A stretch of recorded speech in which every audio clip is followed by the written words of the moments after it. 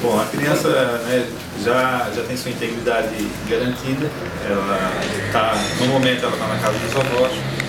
Saindo daqui agora, já está tudo documentado. Estamos levando a criança para o abrigo do município, onde ela permanecerá sob guarda judicial até que o juiz analise o caso, todos os fatos sejam encaminhados ao judiciário e ela decide quem essa criança vai ficar.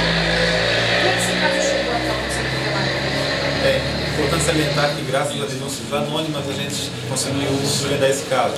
Então, assim, para toda a comunidade que souber de casos desse tipo, entre em contato com o Conselho Tutelar.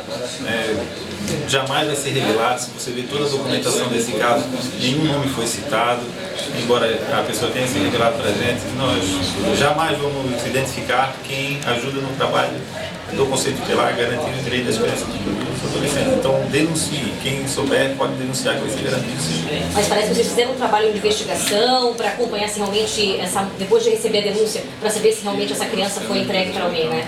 Com certeza. Eu acho que assim, o Conselho Tutelar, para ele tomar alguma providência nesse nível, ele tem que estar com todas as provas garantidas.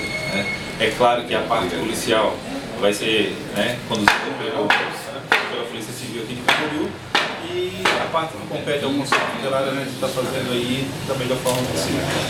Obrigada.